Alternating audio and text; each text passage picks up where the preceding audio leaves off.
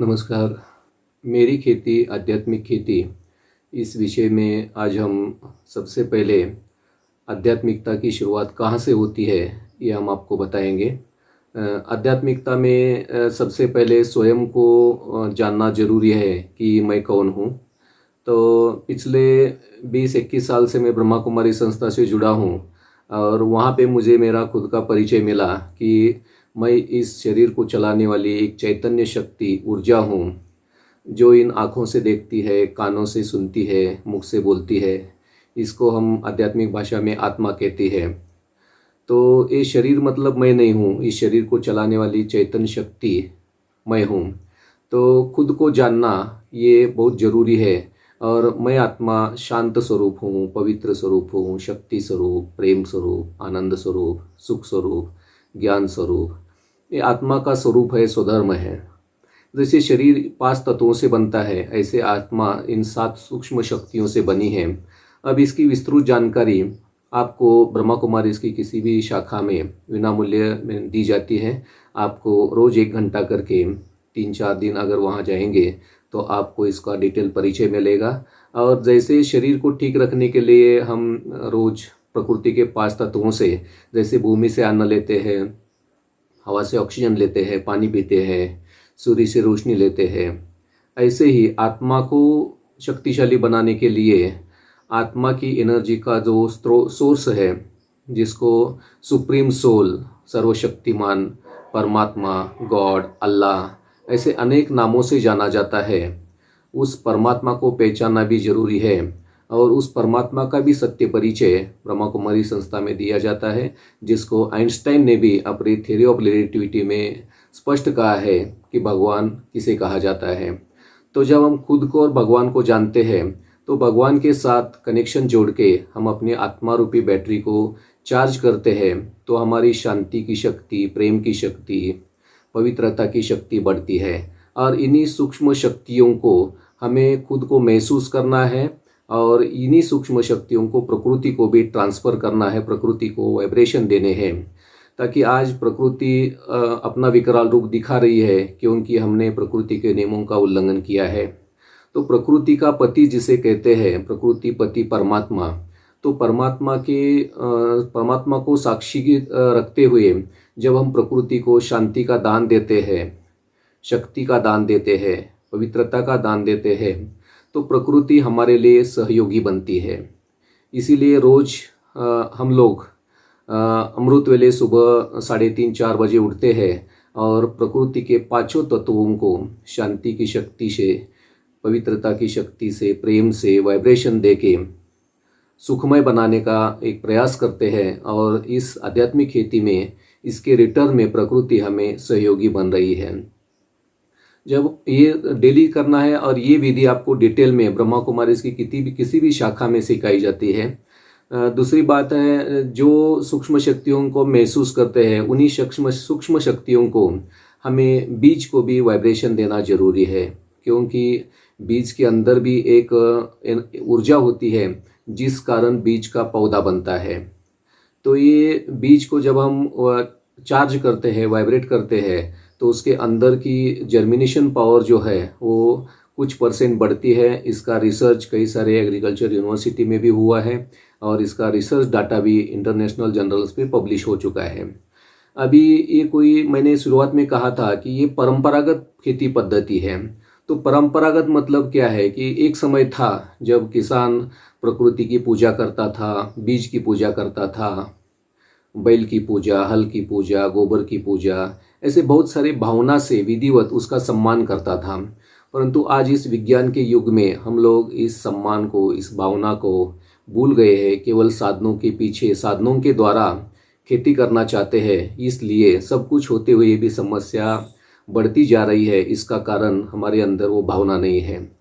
अगर हम भावना से बीज बुआई करेंगे, भावना से प्रकृति से माफ़ी मांगेंगे, भावना से प्रकृति को सहयोगी बनेंगे, तो प्रकृति हमारे लिए बहुत सहयोगी बनती है। क्योंकि एक समय था जब प्रकृति हमारे लिए दासी का काम करती थी, संपूर्ण सहयोगी थी।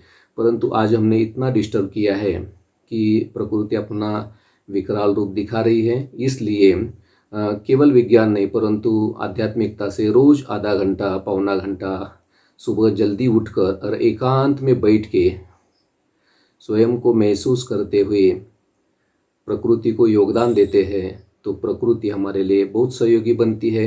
ये कोई कल्पना नहीं है। अगर आप कुछ दिन के लिए करके देखेंगे तो आपको इसका प्रत्यक्ष प्रमाण दिखाई देगा। इसीलिए सभी धर्मशास्त्रों में आध्यात्मिकता का महत्व बहुत बड़ा है। गीता में भी खेती में आध्यात्मिकता का महत्व 4 अध्याय में स्पष्ट लिखा है कि किस प्रकार से खेती में आध्यात्मिक शक्तियों को, ईश्वरीय शक्तियों को उपयोग करना है। गीता में स्पष्ट लिखा है। कुरान में लिखा है अल्लाह के याद की खेती। खेती में जाने के बाद किस प्रकार से हम नमाज अदा करते हैं, नमाज बोलते हैं, तो इसका परिणाम किस प्रकार से दिखाई देता है कुरान में स्पष्ट लिखा हुआ है।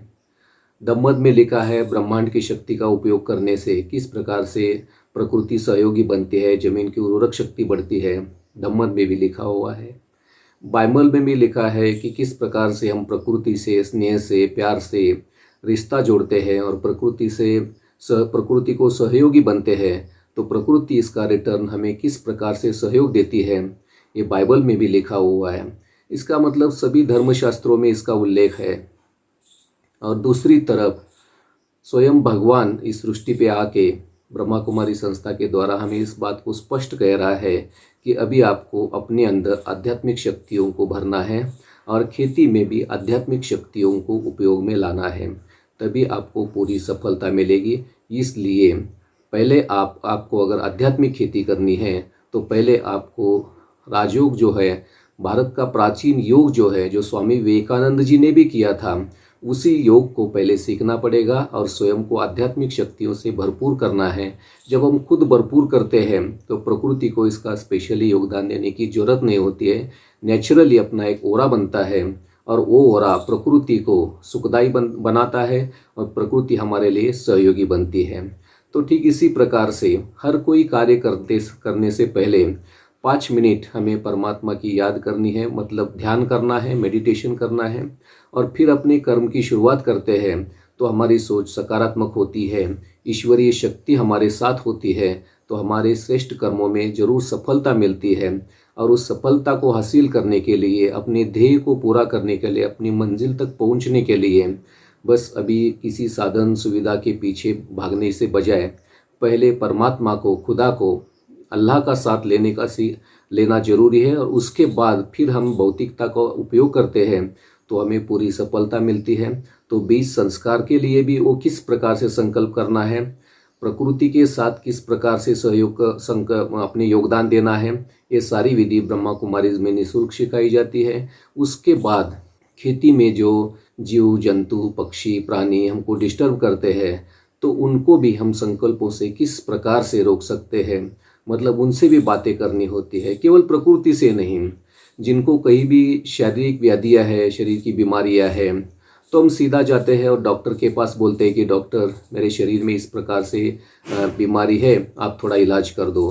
पर डॉक्टर से बोलने के बजाय क्या हम अपने शरीर के एक एक कर्मेंद्रियों से कभी बात किया है? अपने शरीर की कर्मेंद्रियाँ जो खराब हो गई है, जो डिस्टर्ब कर रहे हैं, जिसमें बीमारी आ गई है, उससे भी अंदर की जगत में जाकर पहले बात करने हैं कि आपको क्या हुआ है। हम आपके लिए दवाई देने चाहते हैं, हम आपको अभी डॉक्टर के पास ले जाते हैं, आप ठीक हो जाओगे। अगर इस प्रकार से हम अपने शरीर के साथ भी बात करते हैं तो आधी बीमारी वहाँ पर ही ठीक होती है। पर हम अपने साथ कभी बात ही नहीं करते हैं, हम अपनी सारी जो भी है कमी कमजोरियाँ दूसरों के सामने रखते हैं। तो खेती में भी वही है कि ये जो जीव जंतु है, पक्षी प्राणी हैं, मन से उसकी एक बार माफ़ी मांग लो कि आज तक हमने बहुत सारा प्रदूषित किया है, केमिकल का इस्तेमाल किया है, जिस कारण आप दुखी बन गए हो, अशांत बन गए हो। अभी हम आपको प्राकृतिक संसाधनों का उपयोग करके बिल्कुल डिस्टर्ब नहीं करेंगे, आपके नियमों का पालन करेंगे। ध्यान में जब आप बैठते हो सुबह जल्दी उठकर, तब मन में ये भी संकल्प करो कि अभी हम आपको सुखदायी बनाएंगे। पंछी प्राणी जो है उनसे भी बात करो, बंदर होते हैं वो भी खेती में आके नुकसान करते हैं, तो मन से उनसे भी बात करना सीखो कि भले आप खाओ, 1-2 फल खा के जाओ, ज़्यादा नुकसान मत करो। तोते होते हैं वो भी ऐसे ही करते हैं, खाते बहुत कम है, नुकसान बहुत ज़्यादा करते हैं। तो उनसे इस प्रकार से अगर प्यार से मन की बातें करते हो तो देख लो एक जादुई जादुई काम हो जाएगा। आपको लगेगा कि सचमुच ऐसा भी हो सकता है क्या, परंतु जो दिल से करते हैं ऐसे हजारों किसानों का अनुभव है कि वो मन से बातें करके अपनी खेती को, फसल को, पशु पंछी प्राणियों से करीब 90% उन्होंने बचा लिया है। और 5-10% तो उनका हिस्सा है ही है, वो तो नेचुरली उनको देना ही पड़ेगा। अगर सब कुछ मुझे ही चाहिए इस संकल्प के साथ अगर आप खेती करते हो तो आपका नुकसान होने के चांसेस बहुत ज़्यादा है। इसलिए आध्यात्मिकता हमें ये सिखाते हैं कि जिनका जिनका जो जो हिस्सा है वो निकाल के अगर उनको प्यार से दोगे तो आपका जो हिस्सा है वो आपको 100% मिलता ही है। तो इसीलिए पेड़ पौधों से बात करो, प्रकृति से बात करो।